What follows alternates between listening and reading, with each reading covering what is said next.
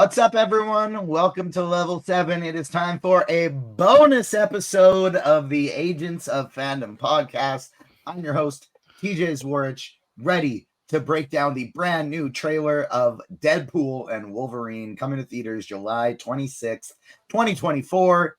Joined, as always, by my co-host and good buddy, not as always, because I'm not even going to be here for our regular show this week, but he's going to be here anyways. Adam Blevins, how you doing?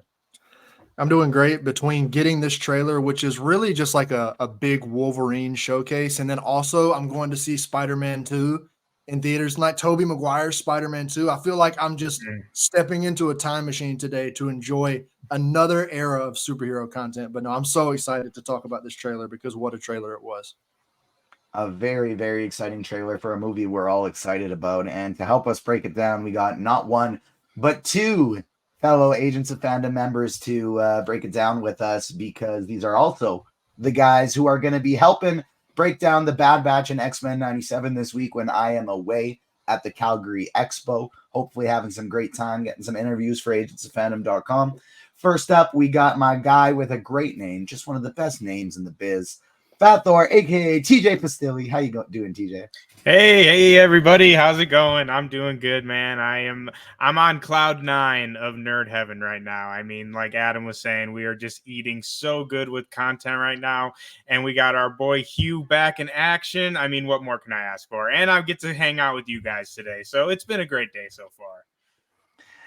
Happy to have you join us. And then next up, maybe the man who has been a guest on the Agents of Fandom podcast more than anyone else, but never since he has become an official member of the Agents of Fandom. What's up, Richard Nebens? Welcome. We're happy to have you on. Guys, I'm so thrilled to be here. I mean, besides the fact that we're talking about my favorite character in my most anticipated movie of 2024, Deadpool and Wolverine, I am beyond thrilled to be here as an official part of the team. I mean, this is so cool. You know, I've loved you guys forever. I'm honored to be an official Agent of Fandom, and I'm excited you got me with a new webcam, a new freaking microphone. We are good to go. I am so beyond pumped. I can't put it into words. As you are bringing up the new tech, I think my wireless mouse just died and my headphones swapped off. And so now it's going to my computer speaker. So hopefully everything still sounds okay. And then I'll get the mouse sorted prior to actually having to pull up any graphics or end the recording or anything like that. But fingers crossed. First things first, before we even dive into the trailer, you can find the Agents of Fandom on socials at Agents Fandom on TikTok and Twitter, Agents of Fandom on Facebook, Instagram, everywhere else. You can get them down below. You can buy some merch, fandomify.com, agentsoffandom.com for all the great episodes. You can find them here at the bottom of the screen. If you are watching us on YouTube, and if you are, hit the like button, subscribe, hit the notification bell, and if not, make sure you are subscribed to the Agents of Fandom wherever you get your podcasts. Before we even break down the trailer itself, I want to kind of give a little background, because like I know everyone knows I'm a Spider-Man guy. Like Spider-Man is my guy. He's my favorite. I know all the lores. I've read a ton of comics. I've watched all the cartoons. But Deadpool is the number one character for not one but two of the fellow members of this podcast right now. So, Adam, why is Deadpool your favorite character? Where'd the love begin? Oh man, well he's still to this day for me the only character like whose comics I've actually read. Ouch! I know that's bad. I know I need to read more comic books. Everybody's always telling me to read more comic books. I know I need to, but I just the reason that I didn't really get into him until I believe it was the Deadpool game. I think Nolan North voiced him like way back, like in the late 2000s, early 2010s, something like that. I remember playing that for the first time like 3 or 4 times in a row over and over again and just being like, this dude is fucking hilarious. But not only is he really, really funny, but it's like he masked like pain and real issues and trauma and things that upset him behind that humor, which I think a lot of people do. That's something that is pretty common for a lot of people. And then, you know, my first, I didn't get into the X-Men movies, like the live action X-Men movies until a little later. Like I think it was the year before Logan came out. I kind of watched all of them, and then I went to see Logan in theaters. So I wasn't watching them from like the early 2000s. So I didn't see Deadpool's technical first big screen appearance in, the movie that shall not be named, X-Men Origins Wolverine. I didn't really get to see him on the big screen until I went and saw both Deadpool 1 and Deadpool 2. And it was really then for me, those that like absolutely. And I've always been a huge fan of Ryan Reynolds. I think he's one of the funniest actors in Hollywood, and charming act. And he's on that same level to me as like Robert Downey Jr. and Hugh Jackman, like people that were born to play these characters. Like there's a lot of actors that I love, a lot of really funny actors. There's no one else that I would trust or can imagine playing Deadpool. Like, and that's not even, there's like a lot of people that I can take and like look at other characters. Like people have kind of alternate casted Iron Man with like Tom Cruise and Johnny Depp.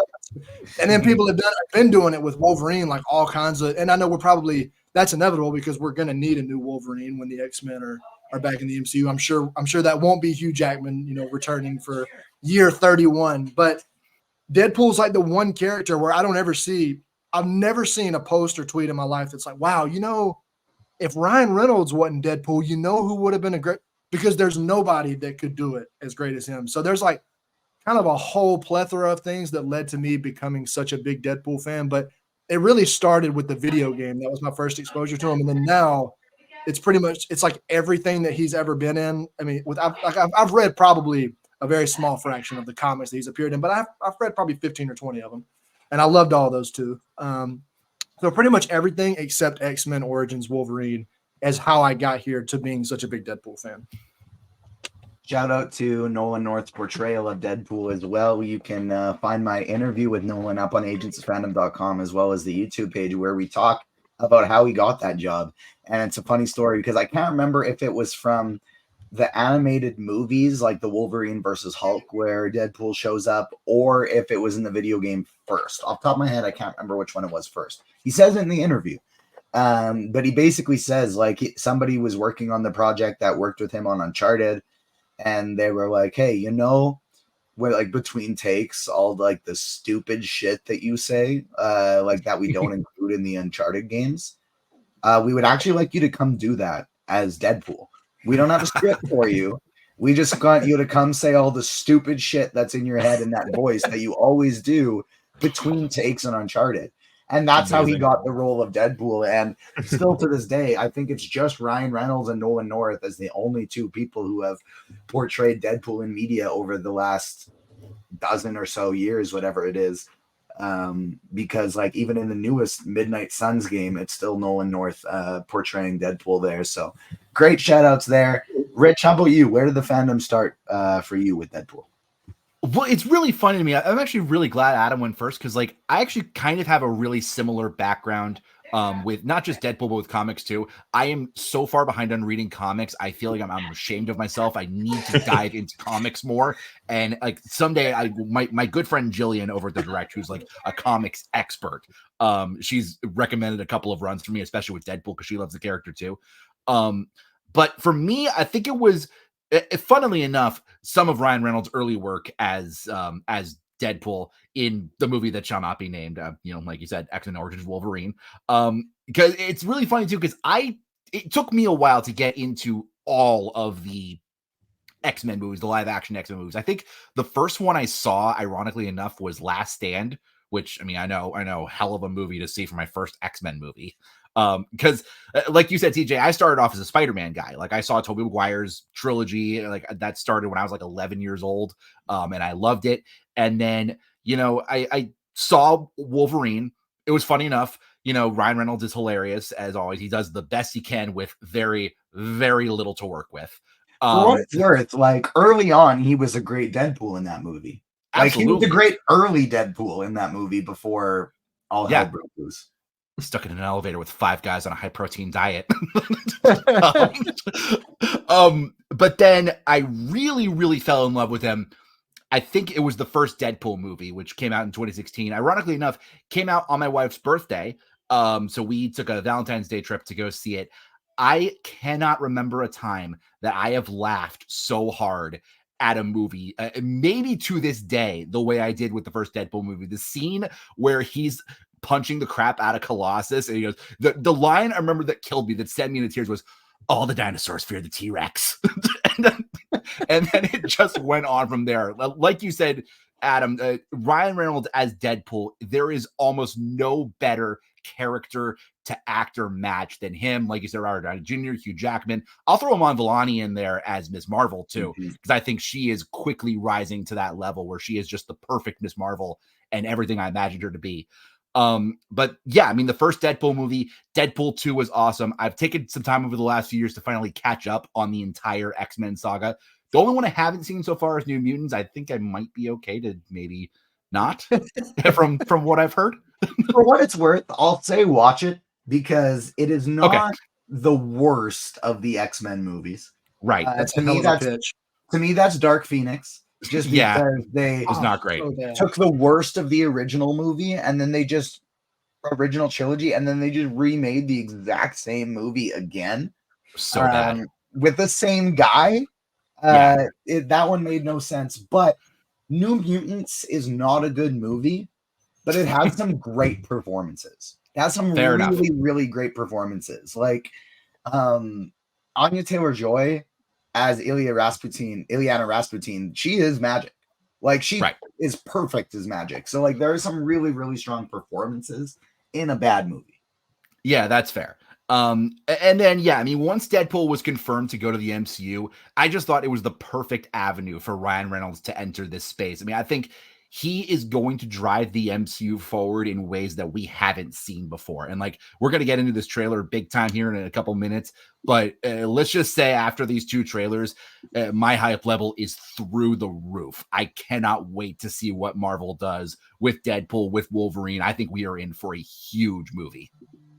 TJ, you're the comics guy on the podcast. You're my comics guy. Like you're my science guy. What's your experience with Deadpool comics? How well versed are you in the Deadpool lore? I know as soon as you get to mutants and X-Men and things like that, it's impossible to keep up with everything. There's just too much. It's like saying you've read every Bat Family book. No, you haven't. Good luck. There's too many. So what's your background with the character of Deadpool? I mean, honestly, very similar. When I was, as a kid reading X-Men comics and stuff like that, Deadpool would show up here and there, but wasn't someone I was, super knowledgeable about. I remember as a kid, I always thought he was more or less like Deathstroke, like, very similar. And then as I got older, the character got more popular. And like Adam said, he showed up in that video game. And I mean, he's just such a fun character, and he's always super fun when he showed up. He actually shows up very quickly in the original X-Men animated series. So again, kind of one of those characters that was like, oh, he's cool, but I don't really know much about. Like, he kind of shows up here and there. And then obviously Ryan Reynolds just, blew it up into a whole new landscape, into something no one could have imagined. But I also do want to shout out, while this didn't officially release, technically we do have a Donald Glover Deadpool, which never saw the light of day, and that was an animated series that was supposed to come out, and there is footage out there of him voicing him. So while he wasn't like officially, I do want to throw Donald in the ring too, because that would have been, while I totally agree with you guys, like no one could be Deadpool besides Ryan Reynolds at this point, I think Glover would have gave us a good performance with that. But yeah, man, I mean, Deadpool is just such a fun character. Like you guys both said, Ryan Reynolds at this point is the character, very much like Hugh Jackman is Wolverine. So, I mean, this movie it has it all, man. It has it all. Hugh Jackman, Robert Downey Jr., Iman Vellani, and Ryan Reynolds. I do wonder if that's kind of like the pantheon. That's the pantheon right there. If from Marvel standpoint, if that's the pantheon, like obviously you throw in like Christopher Reeves, Superman, and things like that. When you go to the DC side, you got Margot Robbie absolutely crushing Harley Quinn.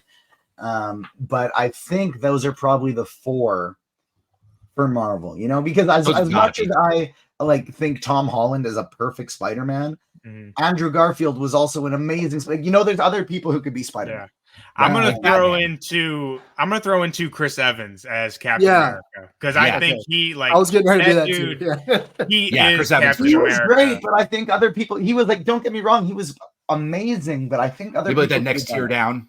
I will think say it's not that he did anything wrong. It's that I think there are others who could do it. Right.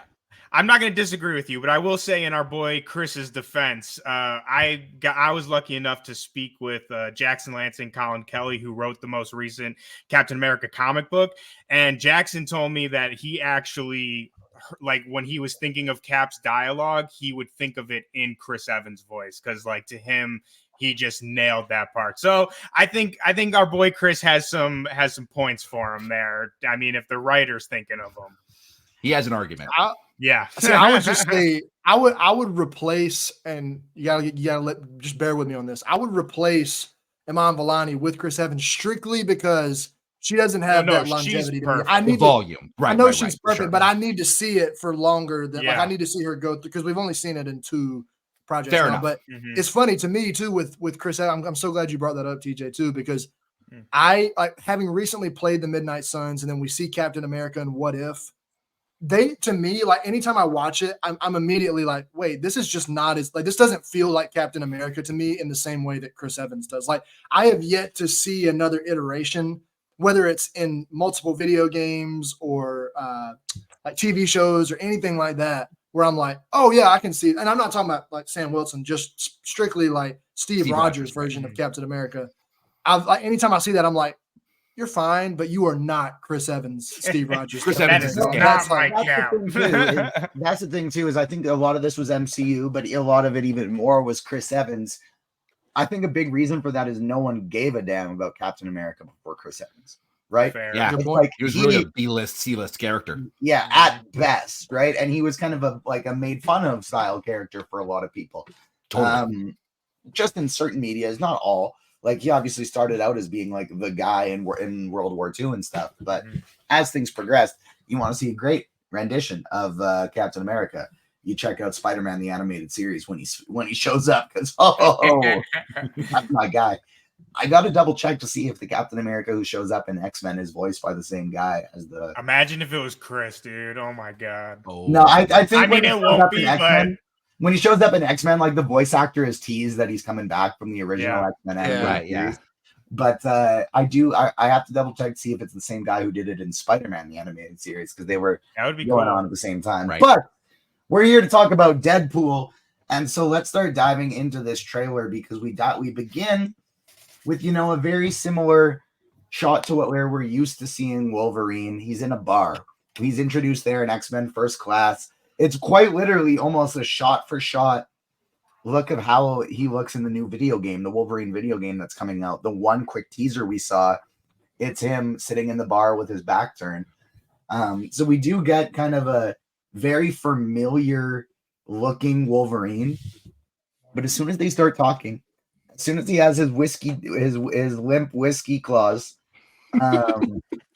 you realize this is not the Wolverine that we've seen, right? This is clearly an older Wolverine from a broken world. And I don't believe this is going to be a rendition of Wolverine that we've seen. He's not going to be pulled out of a project that we've seen before. Adam, I think this is a brand new Hugh Jackman Wolverine. I think it has to be. And this was kind of one of the things that shocked me so much, like watching this for the first time. And then pretty much like the rest of the 10 to 15 times I've watched it since it first dropped, is like, they were pretty candid, especially after they first announced that Hugh was coming back. I think even Sean Levy and they were all talking about it like, no, like, we're not going to do anything to degrade Logan or to do, because like that was really important to a lot of people, myself included, that movie be left alone. Like that they're not like digging him up and making it so that didn't happen, because that's like as good of a send off as you can get for a character. So I didn't know what to expect. I mean, this is the most logical thing. It makes perfect sense, but I was still completely taken aback. I was like, wait a minute, what do you mean he failed his universe? What are you saying? Like, I felt like Jennifer Lawrence when she's like, what do you mean? Like, what do you mean? Like, I was like, how is Hugh Jackman's Wolverine failed an entire way? He can't fail. What do you mean? Like, I'm so like curious as to how that's all going to work and like what happened. And now like there may be plenty of comics and history that point to something like what did go on in that universe or whatever. But for me, not having that familiarity, I can't wait to see what happened, because that one scene we get, like that one shot in the trailer where he's wearing the white t-shirt, like right after they say, when Deadpool's like, you didn't care about what happened in your universe. And then I can't even tell what he's doing. Like he's standing beside these like monument pillar looking things. I'm like, are these graves? Or what do you even do? Like, I have so many questions, similar to how I did when the first trailer came out. Like I was just like, it felt like everything we were seeing was from the first 15 to 20 minutes of the movie. And it feels like most of what we're seeing here is from like maybe that 30-minute point to like the first hour point. Like even now, I still feel like we've seen very little of the second and third acts of this movie. And I can't wait to learn about what is going on with Wolverine and how he felt. Because I don't know, in my head, I built this up as in, because him not knowing him was a kind of a big thing that threw me off. Like, obviously, Deadpool knows about it.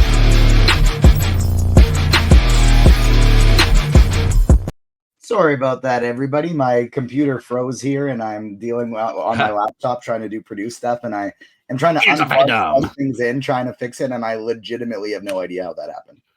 All good. If that was your way of trying to tell me that my time was up like 2 minutes. Yeah, move it along. Move it along. Then I don't care, and I'm going to keep going. But that's the last thing that I'll say is that I was a little surprised too to see like when Deadpool first shows up. It seems like this version of Wolverine has no clue who Deadpool is, no familiarity, because that just doesn't seem like how, given that everything we know about, Jackman and Reynolds, it seemed like they would be kind of going back and forth from the moment they meet each other. And this seems very much like what it is in First Class, like you said, when he's like, fuck off. No, I'm good. No, thanks. It seems kind of like that, except he doesn't have an option here. So I'm just super excited to learn more about him, because that's one of the many things in this trailer that threw me for a loop for sure. It's kind of a two-part question, right? Because we get the what the hell happened in that universe. Are you going to tell us what your demons are, or are we going to have to wait for an Act 3 flashback? And so there's that. But like, this is just a fully distraught and just done Wolverine. Like, we know he can heal from a bullet in the head, but that's still going to hurt. And he just leans into it in that trailer and smiles. Like, what do you think is going on here with this rendition of Logan that we're seeing, Rich?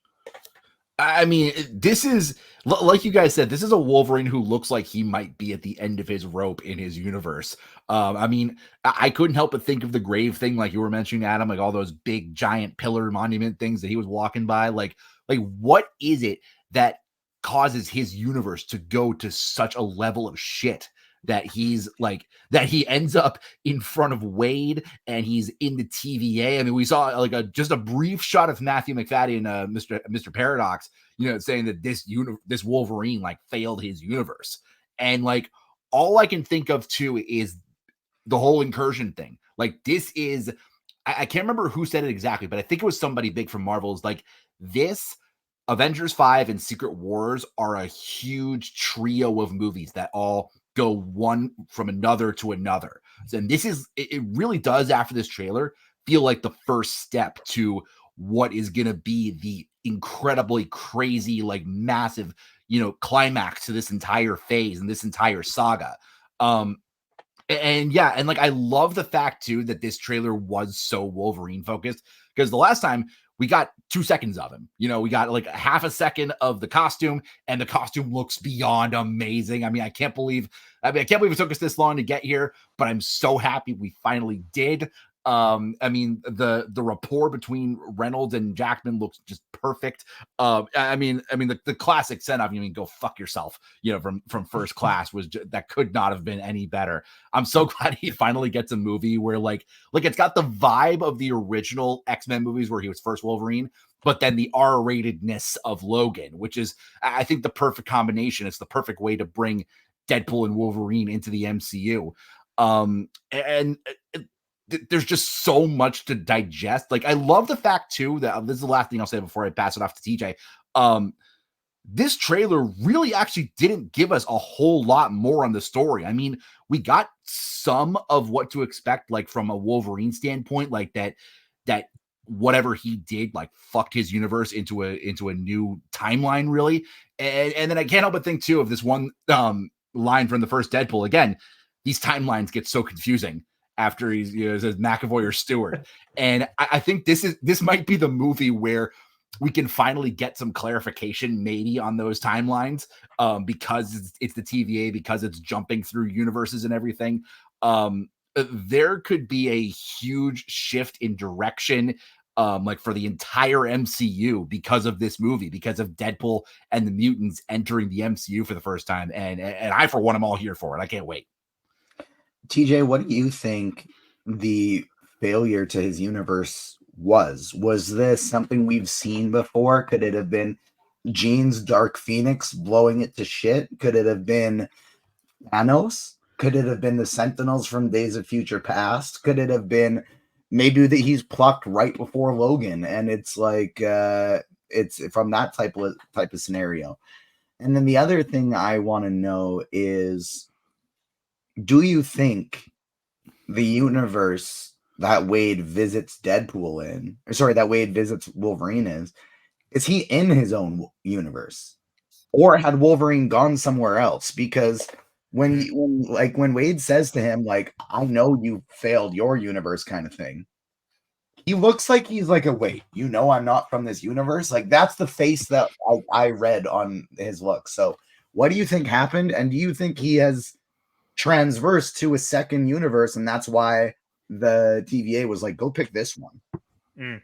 All of it. Yes to all of it. I mean, there's so much. I mean, my brain has been cooking all morning through this trailer. And I'm going to throw something out there that's like kind of fun, but I think could have some merit. And Rich, you kind of led me into this perfectly with talking about how the original X-Men movie timeline is like super confusing as it is, which, I mean, I'm a super huge comic nerd and it confuses me.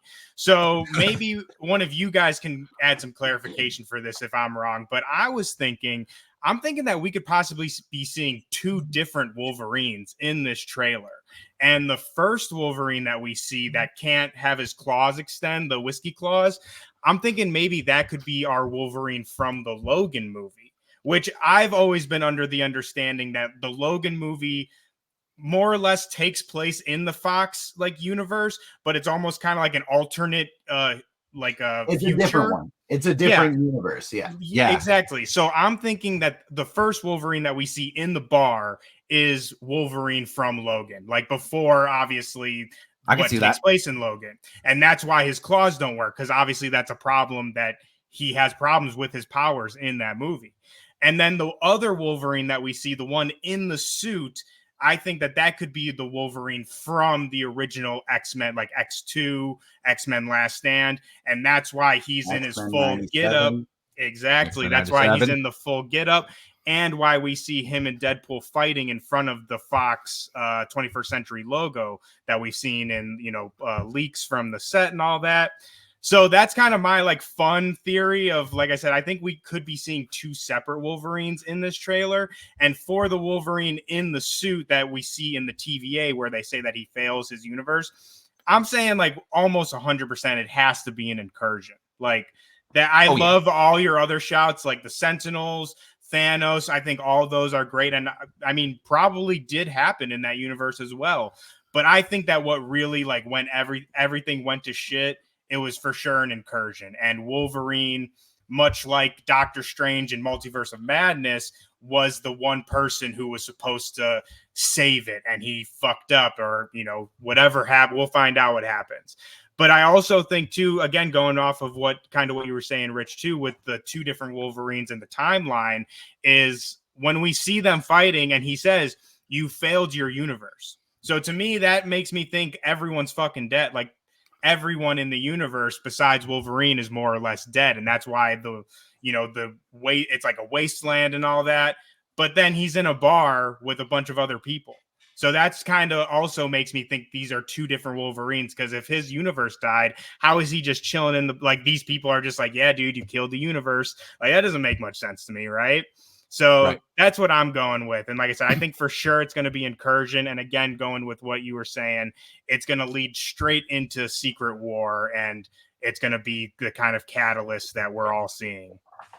This is something that Damon and I have talked about quite a bit, whether it be on this podcast or on the Comic Corner or just ourselves. They to pivot away from Jonathan Majors as Kang. All you really need to do is just like take out a big villain for this phase. The big villain is simply the multiverse collapsing. You don't need it to be a character. It's the time is running out. The multiverse is dying, and that's the villain. And so, obviously, for Secret Wars, you need something.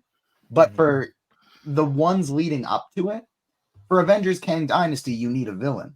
But for these movies leading up to it, anywhere you were going to have Jonathan Majors appear to do, like, to kill a universe or something, all you have to substitute it with is an incursion.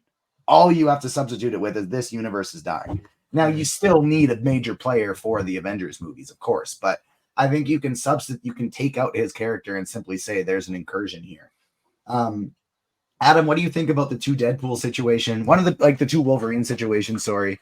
One of the beautiful things of this is they can quite literally just say, look, Wade can go, look, this is the one from Logan. Everybody loved that movie. I don't want to Can we take any other one?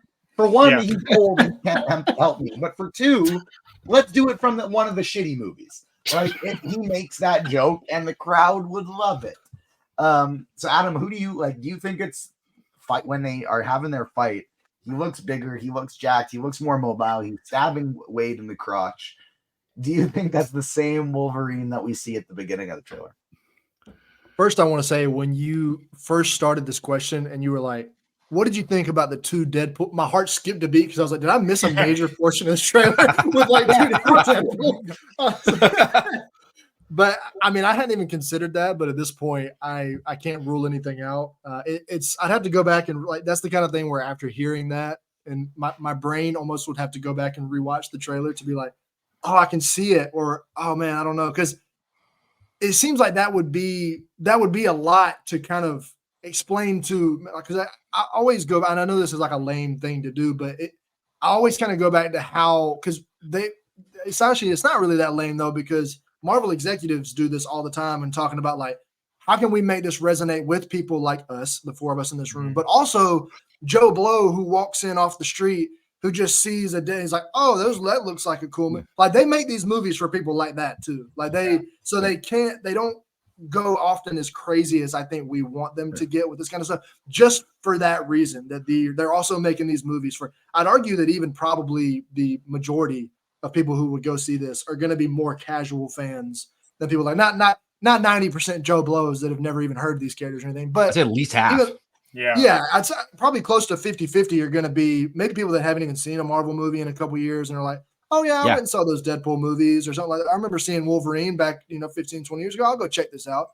Mm-hmm. So I hesitate that they'll get a little too crazy. But then again, it's like you said, with the ability to break the fourth wall allows them so many more creative freedom, because when he shows up to the TVA, he could literally just be flipping through like a touch screen and just swiping and be like, no, we can't take this one. We can't take this. It was just like showing us different portions, like different movies and different points in time. I mean, we already saw him watching all the past MCU movies at the TVA in the first trailer. And on that specific note, like, my dream for this movie is like, it's a stupid bit. It's a stupid joke, but it's literally like my dream is that, like, TJ, maybe you can confirm this, and like, but comic and like even cartoon Deadpool loves Captain America, idolizes Captain America, would never be Captain America because he's so different, but like respects and idolizes him. Almost fetishizes Captain America. And so I would love if throughout this movie he's watching those screens and he's going like, when do I get to meet Captain America? Like, when do I get to meet Steve Rogers? Chris Evans was great. I love him in these movies. I want to meet Captain America so bad. And then at the end of the movie, he meets Chris Evans and he's like, Cap, it's finally you. And Chris Evans is like, what the fuck are you talking about? And then he flames on and he's the Human Torch. Like that. I knew you were going there. I knew you were going there. That is my dream for this movie. That would be great. Oh no, I mean, I honestly kind of forgot where I was going, but you did spark it. Like hearing you talk about Captain America made me think of how badly, whether it's in this movie, and I think it would actually, there's a route for it to make sense in this movie for Deadpool to get to interact with Spider-Man, because one, if they never do that, that will be one of the biggest bag fumblings of all time, because like even Agreed. especially if they put them in their own, like if they did a Deadpool and Spider-Man movie, that would guarantee probably what 1.5 billion, like between 1 and 1.5 billion, Easy. like at least. All the monies. Yeah. They need Spider-Man to interact with the X-Men. They need Spider-Man to interact with Deadpool, and they need Spider-Man to interact with Human Torch. Like these, now that they have all of these rights, those are three Agreed. things they need to make happen. Yeah. See, Got a long list. like, I would love to see that though, and then I'm thinking like No Way Home is pretty much the main. Like I know we got some stuff, and then we had the incursion in Multiverse of Madness too. But other than that, like No Way Home has been the biggest multiversal event that we've had in the multiverse saga, and then now we've got Deadpool. Like I don't think, in like a month or two after this movie airs, I don't think it will be an unfair thing to look back and be like, the two biggest multiverse movies have been No Way Home and Deadpool. So surely there's some way, whether it is Deadpool talking about, he's like, wait, they did the multiverse too. Can we just pop in and say hey for just like a few minutes while we're on this show? like something crazy like that. And then I had the conspiracy theory in my head was spinning, because Tom Holland was talking about he was taking this break from acting for the last year, and I'm like, what if he wasn't actually taking a break? What if he was filming a bunch of stuff for Deadpool and Wolverine when all this is going on, which is most likely almost definitely not the case, because he's been very open about the reasons he was taking that break for, and I don't think he would be lying. I say this a little tongue in cheek, because obviously like I have depression, anxiety, ADHD, and PTSD. I got all the D's and all the abbreviations going. And so I'm definitely not trying to like besmirch the importance of focusing on your mental health by any means. But after all the roles he did, the cherries, the etc., that put him in some weird psychological situations, if you're going to pick a role to get you kind of out of the gutter mentally, Spider-Man would be the one to do that with. Right. And especially after the reaction to Uncharted too. Oh yeah. And then the crowded room, like between like Cherry, the crowded room, Uncharted, he's on a bit of a rough run right now. So it's like, Tom, it's just time to get back in the saddle and do what you do. And now genuinely, having watched all those things we were just talking about, I don't think they're bad because of him. I think Tom Holland's a great actor, but I just don't know if he has the best agent, because some of these projects that he's picking are not. And like, maybe he's also young too. So, probably got some stuff with reading scripts, but anyway, we got way off track there, but I would love to get, and like you said, we get to see like Age of Ultron clearly in the first trailer, like on one of the things. So right, even if they don't alter anything, like I don't know how they would do it with like digitally, change, like I'm talking about like alter anything like from the past, but even if we get to see Deadpool pop into some of these movies that we've seen in the past, like Age of Ultron, and then say we go to Spider-Man No Way Home and he's just like standing up on top of the Statue of Liberty while all this is going down, just like watching with like binoculars and popcorn, not like just stuff like that would be that it doesn't change anything, because like nobody knew he was there, and it's like they're able to pop him in and pop him back out. But that would be a gift in a way that like Endgame was. I'll never forget watching that for the first time and just tearing up at so many moments and being like, this is like a gift. This, like, they wrapped this up and handed it to me and like, thank you for dedicating the last 10 years of your life to watching this. Now we're going to take you back through this journey, but with the characters that you've fallen in love. Like, I would love to get to do something like that again, but have it just be Deadpool kind of commentating on everything with that signature energy that he has. That would be so perfect. But I don't even remember what you originally asked me, but that just seems like it would work too well to not do. Just real quick before we go, my buddy Matt Remke from the Direct, I can't remember if he edited or not, but he shared a picture on his Twitter earlier of the last shot in the trailer when Deadpool and Wolverine are jumping through the portal, and it's the Endgame scene where they're all jumping when they're all coming in through portals. Yo, that's the one. That's the one. Yeah, and Matt shared this picture of the Endgame scene being in the middle of the portal. That would be the greatest thing ever if that happened. My God, you just blew my mind with that. Sick. Oh man. Oh man, I'm gonna be thinking about that all day now. There are so many other things that I've just like in the process of this conversation that I want to happen now, with like just even thinking about my Captain America theory. Right. Having him meet along the way Captain Carter, and then Sam Wilson's Captain America, and then like Josh Keaton's always down to come back for things. Have him be like his animated Captain America. What if Captain America? Everybody other than Chris Evans, and then he finally meets Chris Evans, and he's Human Torch. The first, this is why you want to tune in on YouTube, subscribe, like, hit the notification bell, because we are pulling up some stills from this one and breaking it down. Rich, what are the things that stand out for you when you see this one? We have the first look of Wolverine without sleeves. Wade has got his new katanas on his back. He's got some golden guns. This to me feels like maybe the latest part of the trailer that we're seeing, where it's just like the two of them have finally synced up and it's like, all right, let's fucking do this mission. Well, first of all, shout out to the shot behind Wolverine, Liefeld's just feet. I mean, just a perfect way to shout out Rob Liefeld and you know, his affinity, let's say, for drawing feet in the comics. If you want to, or lack of ability, I think would be the best term. Yeah. Yeah.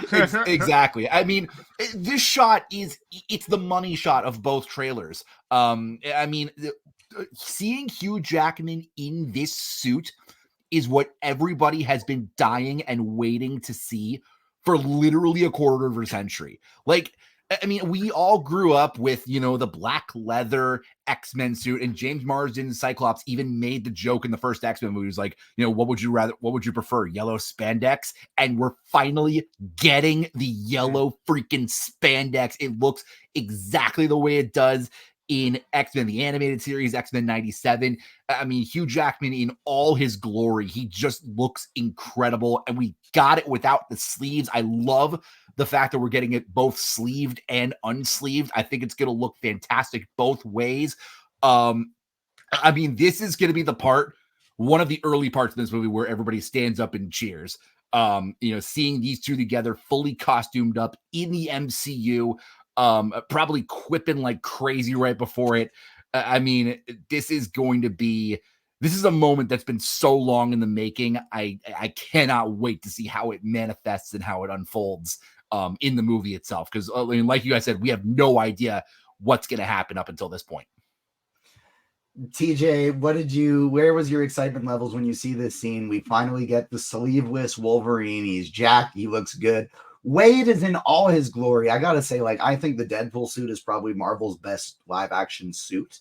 And it looks even more incredible now with all the extra little trinkets and gadgets he's got alongside of it. And then, of course, we have the comic tie Liefeld's just feet. It's unfortunate that, like, the comic creator not named Stan Lee that's gotten the most plug in movies is Rob Liefeld, just considering he's kind of an asshole. But other than that, it's still fun that comics get referenced. The more it happens, the better. Yeah, 100%. I agree. And I mean, while I have very mixed feeling about, you know, Rob and all that, I agree with you. It's just nice seeing the creators get, you know, their credit and whatnot. But I mean, the feet thing, I died. That was the funniest thing to me. And especially, like, you know, if you read comics and are kind of in the conversation, you know what that means. So that was, I died at that. But I got to agree with Rich and everyone else. I mean, the sleeves, the sleeveless look is just so classic. It's so good.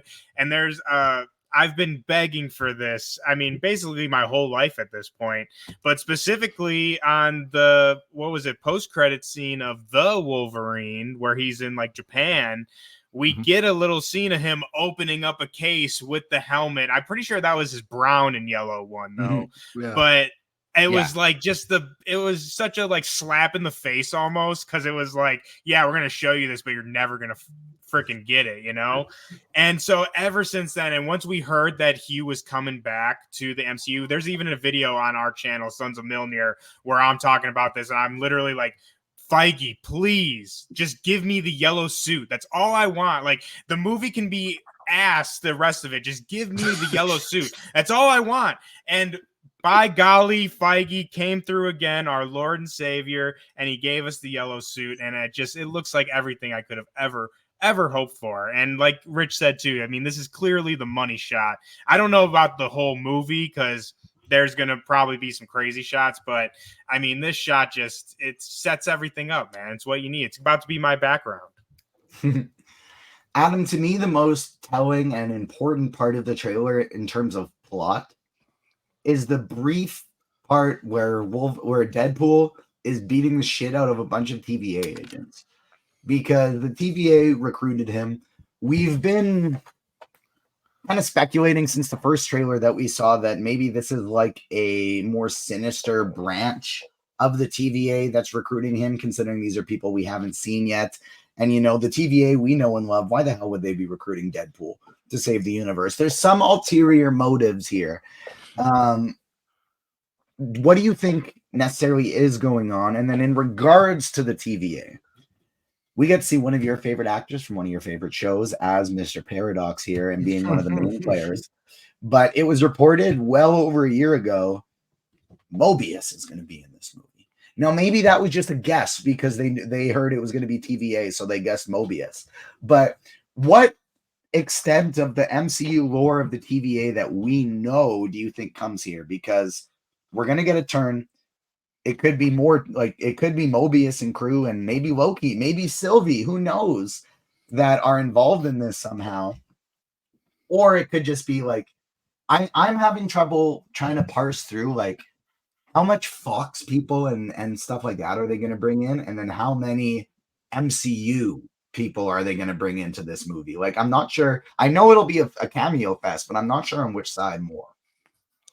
So for the Mobius thing, if I had to guess, I would probably err on the side of him not popping up. But if he does, I can actually see it maybe being, because it seems like there is going to be some kind of turn on the TVA where, oh shit, what they're asking us to do is not a good thing. We need to not do that. Like whatever version of this that takes, and then they turn on the TVA and, you know, do the right thing, whatever. Then at the end of I can see Mobius popping up at the end and being like, yeah, sorry about these guys. We have some branches that are out of control. Like something for just the last like 5 minutes as we wind down in the movie. I can see something like that. That would be really cool. But I don't think they'll do, just because I think they really want to keep the focus on these two. Like all the cameos and stuff that we get, I think will be very limited to 30 seconds to a minute. Like nothing more than a couple of minutes on all this stuff, I think. But for something like that, yeah, it's funny that you mentioned that because like watching this trailer, and I mean the first one too, I think you can see him fighting the TVA in the first one. I'm like,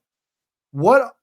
These all seem like we were talking about so early in the movie. So I'm like, there's not but so much room in this movie for them to get recruited by the TVA. And I'm like, are they going to turn on them like 15 minutes after? I'm like, or maybe this is a little further in the movie, because I don't disagree with what you said earlier, that trailer or that shot of them walking in the street does seem like it's probably from the furthest point. But even then, I don't know if we have any like rumors even or confirmed runtime for this movie. Has anybody said anything about that? If I had to guess, I'd probably. I think I maybe saw something from somebody. I can't remember who, that it was going to be like in the 210 range, but I can't say for certain. See, I'm open. I had to guess. Yeah, if I would love it to be in that like 230, like right, because I think that's where like Marvel's best movies to me have all been in that like 215 to 230 through 40. I think sometimes when they get a little under that, they don't leave their characters as much time to kind of breathe and to do everything as I personally would like. But yeah, it's I keep thinking about it and I'm saying all these things, and then I'm like, well, that kind of because if they're going to turn on the TVA, surely that doesn't happen, 15 or like 30 minutes into the movie. So I'm like, but then it's like, I say this, I'm like, I have no idea what this movie is going to be about and what's going to, like, them turning on the TVA could ultimately be such a small plot point in this movie. If this is like we all think it's going to do and like just blow the multiverse wide open and create a whole lot of problems for everybody, like maybe the whole TVA thing will end up being like a small drop in the bucket compared to everything else that we're going to get in the end of the movie. Like I have no idea. And that's one of the things that I love so much too, that now having seen 2 trailers, I feel like I have no idea what we're in store for, but I know that I can't wait for it. It could literally be as simple as there are 2 people paired together who are not good at following orders, and that's Deadpool and Wolverine. And it really could be that simple as that's why they turn. Where do you think the turn happens, Rich, and what do you think causes it? Do you think we'll see Mobius, Loki, TVA agents we know involved? I mean, I would love to see it. If they do come up, I'm with Adam. I don't think they're going to be in there for long. I mean, because right now Loki is busy tying the entire multiverse together, being, the literal tree of life. I could see maybe a moment, like I can't picture it exactly, but like Loki and Logan, or no, Deadpool and Logan, like being transported to the end of time, like where Loki is, like holding all these branches together, and maybe he has to explain something to them, like maybe in the big second act or third act turning point of the movie. If Tom Hiddleston is in this movie, I doubt it's going to be longer than a minute or two for him. I would love to see it. I think he's one of the more logical choices to come into this movie, just because he is so deeply tied to the multiverse because of the show and everything. But I could see them, I'm very much with you guys on, I think this is either a rogue faction of the TVA, or I think it could be even possibly a different TVA completely if they wanted to go that far, because there are still so many secrets about this organization. I mean, it's the big shady government organization, but it's in space, and it has to do with the entire multiverse. It's like the shady organization of all of them. So I'm sure there is still so much that we don't know, and this is the first time really that it's getting explored in an MCU movie. I mean, because really it's been limited to the Loki show and that one post-credit scene from Ant-Man and the Wasp: Quantumania. So I'm really excited to see how they explore this organization in a movie, and especially with Deadpool being at the center of it. I mean, obviously Matthew McFadden as Mr. Paradox is going to be fantastic. I still have Succession on my list because I know he's fantastic in that, and I know he's going to be terrifying. But no, it's going to be wild to find out what exactly happens. I don't think it's going to be a crazy long time into the movie until we see that turn, but there's got to be something, because for all Deadpool is, he is a good guy, and he's going to do the right thing. Whether he tries to save his universe in the end, or whether he just tries to save him and Logan and their family and everything, we will see. I can't wait. And I think, like, my understanding is Mr. Paradox is kind of on the same, like, he's a judge like Renslayer is my understanding, and so he's probably not the nicest guy, assuming those things. TJ, if you have any points on that, on the specific TVA aspect of it, feel free to touch on it. But I do want to switch up things a little bit, because just to cater to, you're the one I can ask these questions to. We start getting, switching from a lot of stuff we've seen before, nostalgia focused first half of the trailer with Deadpool, Wolverine, the suit, the sleeveless, and we're just focused on all these things. We get comic booky in the second half. We are going to the void. We see Dogpool. We see a giant Ant-Man head. We're going to touch on all these things, but for the biggest thing is the main antagonist for this movie, Cassandra Nova, is shown at multiple points. Who the hell is Cassandra Nova? What are her powers? Why should we fear her? I mean, look at that. I mean, look at that. You fear her already. She's bad. She bad. But I mean, Cassandra. So she's a little kind of a confusing character a little bit. And I'm going to preface this with, I'm not like an 100% expert on her by any means, but basically Cassandra Nova is the twin sister of Charles Xavier.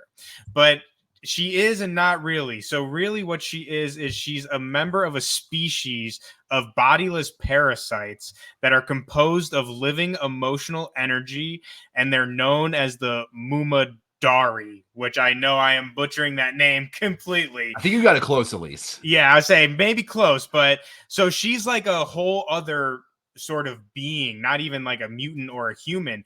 And so what these things do is they come to fetus babies in utero, and they basically copy their DNA and they create like a life for themselves.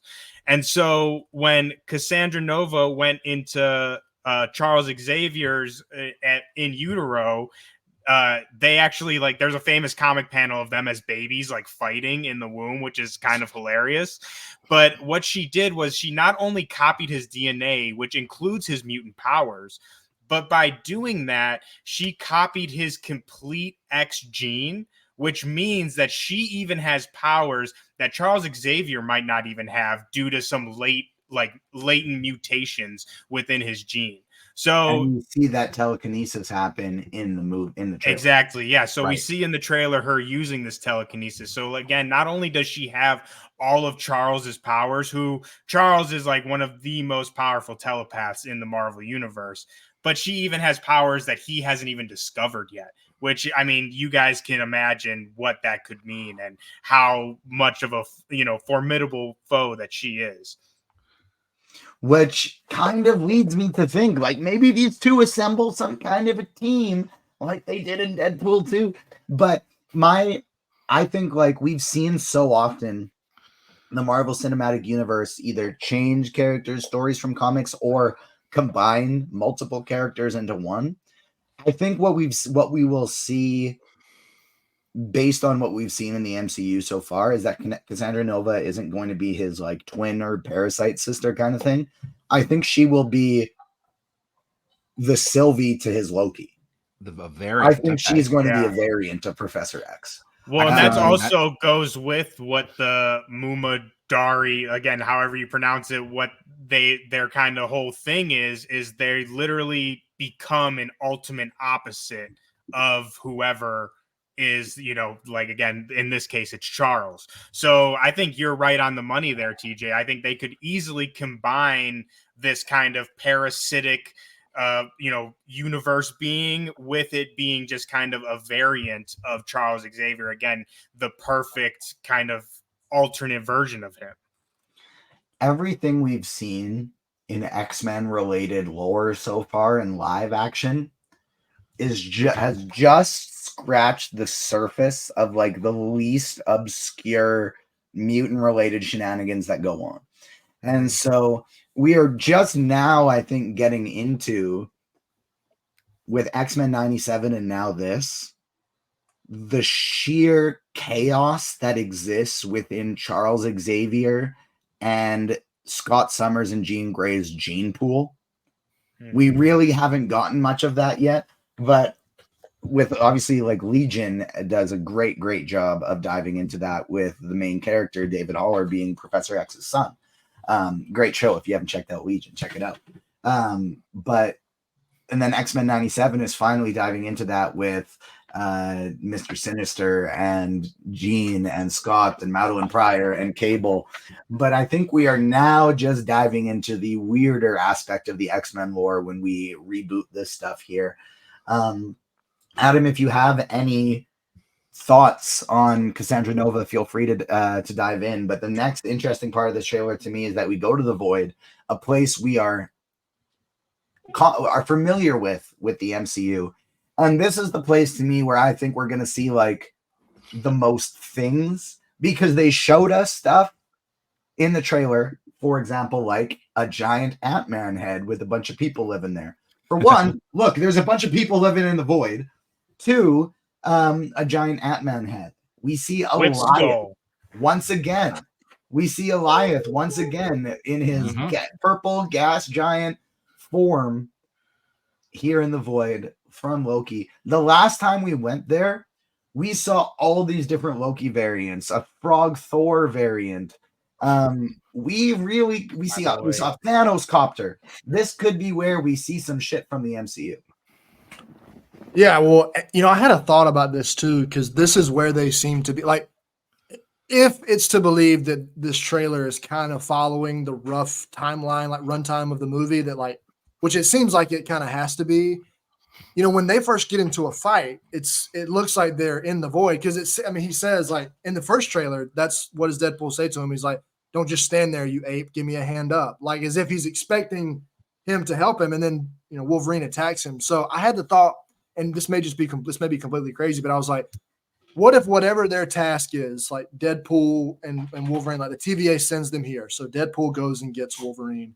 He brings him here, and then Wolverine gets here, and he sees, I don't think Wolverine would have any way of knowing the big 20th Century Fox look, like knowing anything about that. But if he sees other characters that he knows from the Fox universe, like Dead and other things that he knows in Ruins, I don't think it's out of the realm for Wolverine to immediately be like, "Oh, you brought me here to kill me. That's why you took me here." And then they get into a fight, like, and then all these people come out, and I'm so glad that you guys brought up the skull too, because I didn't notice that with the Ant-Man thing the first time around. I was like, "Oh, they're just sitting in a giant Ant-Man helmet." It's like, no, that is like a dead Scott Lang's head, or I guess it could be. I didn't notice that either. Yeah, that's a skull in there. That's an actual skull. Yeah, it's not just a helmet. That's like an actual skull. I didn't notice I didn't notice that the first time either, which I think is going to lead to a lot crazier stuff. But now I don't know too. Are we going to get to see how that head got to be there? Are we going to get to see a version of Scott Lang get killed here? Like I mean, probably not. Realistically, probably not. It's just going to be a thing that's there, and for us to kind of point at and be like, "Oh, whoa, that's an Ant-Man head," and I'm fine with that. They can't show and explain literally everything that's in the void, or this would need to be a 6-hour movie. But all of this stuff, and it was funny to me watching everybody dissect these characters in particular, like pointing, and they were like, "I can count at least 6 characters that I know," and I'm like, looking at this, like once somebody pointed out, I was like, "Yeah, I see Azazel right there with the red tail and the red." Like that makes, but people were pointing at these characters who are just like the guy over there on the right, like wearing a hood, and they're like, "Oh, that's blank." I'm like, "How do you know who this is?" These are just like but then people posting the pictures and like the side by sides and stuff, and it's like, yeah, I mean, that makes sense. I can see it. You're right, but it's amazing to me how some people can pick up on those things. Because when I first see this, I was like, "Oh, it's Cassandra Nova coming out of a giant Ant-Man head," and then when people are like seeing other breakdowns and people tweet about it and stuff, I was like, wow, there's actually a shit ton to talk about in this one frame of the trailer. It's nuts. But yeah, I'm excited to get to see a little bit more of what's going on here and how these characters ended up here. And if that's part of their mission, Deadpool and Wolverine are just going to wipe everybody out that's here because they don't belong here or whatever. Like that's another thing that I feel like I'm kind of resorting back to a lot, but I have no clue what's going on here, and I can't wait to find out because it's going to be fucking nuts. Rich, what do you think is going on here? The more I look at it, I have a theory that this shot here with the Ant-Man head might not even be the Void. This might just be a different universe. And maybe that giant Ant-Man head isn't sitting in the Void. It's Cassandra Nova after she took out the Avengers. She's living in that head after she straight out took out the Avengers with the help of Azazel, Lady Deathstrike, who we see in this. I'm assuming Pyro from the first trailer is with this group as well. What do you think is going on, Rich? I was just going to say, I think this is where we see Pyro in that one shot from the first trailer. It's actually really funny, too. I wrote up one article for the Direct this morning on this trailer, and it was on this shot. It was really cool. And one cool thing about this is I did some research into it. This is actually kind of a reference to something in the comics, which I get to talk about something from comics, and that is so cool. So this is from the Wolverine Old Man Logan comic, where there's this one shot in that comic where there's a giant skeleton of, I think it's the Hank Pym version of Giant Man. And this was a version of him that was killed by the Red Skull back in the day. And it serves as this kind of landmark for a place called Pym Falls, which is how it is in the comics. And so what I'm thinking is this could be like the base of where a lot of these characters are coming in. Like you said, Azazel, Lady Deathstroke. I think you can see Toad in there at one point. I think he's either like a couple over from Lady Deathstroke, or he could be the one on that car. He's right to the left of Deathstrike. He's the hunched over one, I think. Yeah. I think that's it. I think that's Toad. But this could be, and like you were saying, Adam, this might not be the Void actually. Like you might be right on the money with that, because that is a full-blown Goliath Ant-Man skeleton, as you can kind of see from the arms and everything. That's not just the head. And I mean, and also just really quickly, how badass using a fucking human skull as your lair. I mean, are you shitting me with how cool that is? Like, how badass do you have to be to do that? And then also one other thing I wanted to point out from later is later in the trailer when what's her name? Cassandra Nova is using her powers on Logan. Is it just me, or does the inside of where she is kind of look like one of those areas that we saw in Logan, where Charles and Logan were hiding out, like right before X-23 came in? I'm gonna have to do like a deep dive on that and maybe like go shot for shot on that. But it looked awfully similar to that. But I do like closing off my thoughts. I'm kind of rambling here. I do think this is probably going to be like a big central location, maybe like for an end of the first act, like start of the second act thing. I love your idea of like maybe Logan thinking they're taking him there to kill him. Or I thought of another thing is that he could maybe be like involved with these guys because they're all old X-Men characters. And like this version of Wolverine could be in the Void, like connected to that group somehow. And Wade has to try to like get him out of it and try to get him on his mission. There's so many options. There's so many like crazy options, and all of them or none of them could be true when this movie comes out. But I mean, I just can't get over the fact that, like I said, Cassandra Nova lives in a giant fucking Ant-Man skull. Like this movie is going to take out all the stops, and I'm here for all of it. Ant-Man head and the Void, TJ. What do you think is going on with all of these? What do you think the Ant-Man head is in the Void? You kind of get the position of you've heard all of our theories. What do you think is the most viable? Well, first of all, I want to say y'all freaking cooked with all of those. I mean, you guys basically took what I was going to say already, especially Rich. You cooked with the old man Logan shout, man. But I think you're exactly right. I don't think that this is the Void. I think we for sure are going to the Void in this movie, but I don't think this is it. And I think, like, again, Rich is right on the money. I think this is going to be a play on that Pym City from Old Man Logan. And I don't think it'll necessarily be the same thing, but serve the same purpose. And again, I think just like Rich said, this will be a perfect avenue to get a lot of these cameos from the Foxverse, such as the ones that we see in the photo along with Pyro.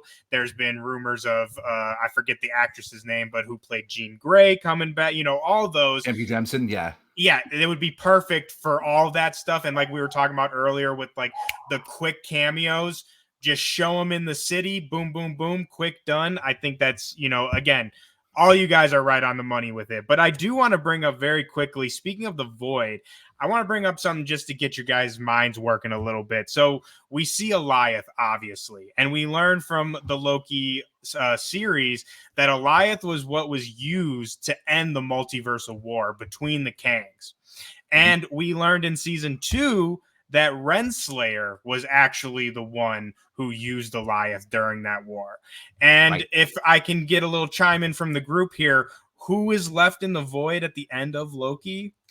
Renslayer. Yes, Renslayer. So if we are going to the Void in this movie, I would be very shocked if we do not run into Renslayer and at least see her doing whatever the hell she's doing down there, because that's where we last left her. So if they're going to the Void, that makes me think we are going to get a little bit of an answer to what we were left with in Loki. And also I want to remind people of just what the Void actually is. And if we remember, the Void is where, like you were saying, TJ, that's where all the pruned stuff from the multiversal timelines goes. So that doesn't necessarily mean that it's not in one timeline or another. So like we were talking about, the Fox, 21st century logo, the Thanos copter, all of that stuff can be in the Void at one time. So all of these things, again, going back to the cameos and stuff like that, another perfect avenue to give us some more of those cameos, some of the stuff from the Foxverse, because they could just say, well, it was pruned. And if we are going to the beginning of this conversation with Wolverine's world being what's it called? The victim of an incursion, then it would be reason to assume that all the stuff from that universe is now in the Void because it doesn't exist anymore. So that's just my 2 cents about that. But again, I think you guys killed it with your theories, and I got to echo those already. I'll stick it with you for my final question to go first so that no one can steal some answers from you, except for me, because I'm the host and I get to go whenever I want. Hey, for now, till Thursday. Till Thursday. Who do you think is most logical, and who is in your popcorn NSFW bucket list? NSFW popcorn bucket list of characters you would like to show up in this movie. Because this is kind of the first one since Doctor Strange in the Multiverse of Madness where it's like anything can happen. Mm-hmm. And so for me, I would like to see Monica Rambeau. I want to see that universe. Yes, that's what I was gonna say. Love it. I want connectivity between the post-credit scenes, and I want to see Monica Rambeau's universe pop up here. And I don't even remember who my other ones are because I lost my train of thought. So I'll just go right to you. I'll only steal one. Let's do it. Well, yeah, you stole my first one, but yeah, I think that Monica for sure, and I think it goes back to the question that you raised earlier, which I love, is what is the balance going to be here? Is it going to be more Fox X-Men cameo or MCU cameo? And I think that the Monica is a perfect kind of example of that question because we see she's in the X-Men universe, but which one? And it's like, is obviously it's not the universe that got incursioned by, with Wolverine. So I think bringing her in there and kind of explaining where that is in this multiverse, I think would be fantastic. As far as just like a fun like something that I hope as a fan to see, I mean, I feel like it's a boring answer because it's like the most common one. But I mean, Charles, man, our boy, what's it called? Why am I blanking on his name right now? Patrick Stewart. Yeah, Patrick. Like Patrick that Stewart, would. yep. Yeah, Patrick Stewart would be amazing. We already got Hugh back, so I mean that would just be awesome. And I know it's kind of a lazy answer because we got him in Multiverse of Madness too, but it would just be perfect to put a little stamp finally on the Foxverse. Like just put all that shit to bed and just move along. I think that would be great. So really, that's again boring answer, but that's going to be mine. Adam, how about you? So I don't know if I have like two specific in the categories of like most likely and who I'd want the most, but I do have two. And I think you can make a case for both of them, like that there is like a good, there's potential. I'd love to see Anthony Mackie, Sam Wilson, Captain America, in a post-credit scene. I'd love for Deadpool to pop up and show up and be like, to promote Marvel's next movie coming out. And Anthony Mackie just he's like, what the hell are you talking about? And he's like, in theaters February. And he just like, and then the cutscene cuts off, the post-credit scene cuts off. I'd love to see something like that. And then I want to see Doctor Strange in this movie in some capacity. I feel like he's really heavily involved with multiverse and with multiverse stuff and incursions and all this. So whether it's just, a consulting role, whether they have to go talk to him or something like that, because I can see that being a thing. Like there's somebody on Earth 616 that's dealt with incursions, that's dealt with the multiverse, used to be the Sorcerer Supreme, go talk to him. Maybe that's where Wong or whoever is portaling them back when they get out of there. Maybe that's what is going on there. So I have no idea if both of those two, you could convince me. Like I wouldn't be surprised if they happen, and I wouldn't be surprised if they don't happen. I think of the two of them, I'd be a little more shocked if we got a tease for Captain America 4. I feel like that's probably more of a long shot than those two, but I still think it would make sense, and I'd love to see it considering that it is the next movie coming out, and that would be a great way to like promote it and to remind people, even with like a little goofy post-credit scene like that. But it seems like it would make plenty of sense, and the kind of thing that they would hide, like Doctor Strange is the one character that we know in the MCU that has more experience with multiverse stuff than anybody. So this movie is set in the MCU. So, and we feel like we're going to see some heroes that we know, and then like from the MCU, and then also TJ, like you were saying, some from the X-Men universe. So give me some Doctor Strange. Even if it's just for a few minutes, let them go to the Sanctum Sanctorum, talk to Doctor Strange, talk to Wong. Maybe we even get to see Madison there. Just let me get to see a little bit of what's going on over on Bleecker Street. I almost forgot. Give me Bleecker, just one or two scenes of Bleecker Street. Let me see what's going on in the Sanctum Sanctorum. What if it was just Ned opening the portal? Yes! That'd be great. He's expecting Doctor Strange or Wong, and then it's just Ned. Maybe we see Clea and Strange stopping the incursion that they from the post-credit scene as well. Let this movie wrap up all the post-credit scenes. Rich, what about you? It's funny. I have a whole list. I have like 3 different tiers of lists that I can go through quickly. Bottom tier, which I'm kind of really, I'm hoping for, but sort of like anybody from the Loki cast. And I'm like a Tom Hiddleston or an Owen Wilson or a Sophia DiMartino, stuff like that. My next tier up, I was thinking because of the Fox connection, anybody from either the new Fantastic Four, Like maybe we kind of get a first taste of like Pedro Pascal, Vanessa Kirby, that kind of crew, or That's what I was gonna say too. old Dude, Fantastic that'd be Four, crazy. um, Oh my god. with Chris Evans. I think Evans actually showing up as Human Torch, I think is actually more likely than him showing up as Captain America, which I think would be hilarious. And then my two that I actually really want to see, kind of going off your Strange and Wong one, America Chavez. I think she could be a really cool addition to this movie because she's the one character that can literally physically jump through the multiverse and go through different universes. And I think she could maybe help like navigate this whole thing of going through different universes and everything. Like if Monica's universe shows up with that beast and Kelsey Grammer and everything. And then my only other one that I want to mention is Thor. I don't know exactly how he would fit into the story, but I think Chris Hemsworth would be a perfect addition to this movie. I think his sense of humor, the way he plays Thor now, like I think he could get a little bit of the Taika Thor back in, but then he could also like show Wade like what kind of heroes he's in line to see in this universe. And then I'll only piggyback off the Captain America stuff too, because we saw Wade salute Steve Rogers, Chris Evans cap when he was watching the videos in earlier movies.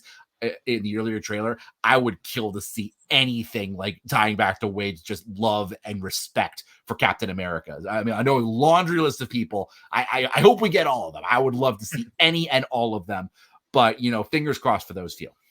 I just had a brief thought. How funny would it, and this goes back to what you guys were talking about earlier, how funny would it be if, like you guys were, he finally gets to see Chris Evans and he literally says, "Oh, Captain, my Captain." And then he just lights on fire and he's like, "Come on!" Like just gets so upset. And they get out. Oh my god, that would be better. So perfect. Even better.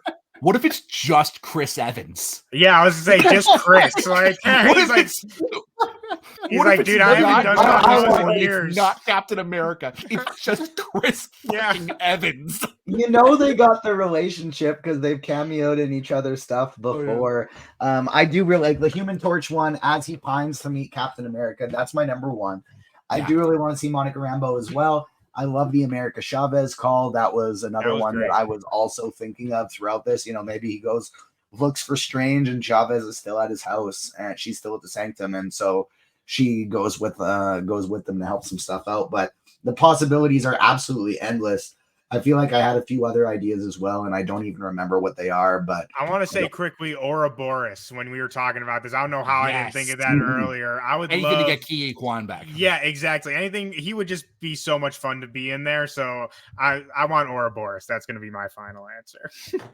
The possibilities are endless. It's going to be very exciting, as both Wade and Logan say at the end of the trailer. Let's fucking go.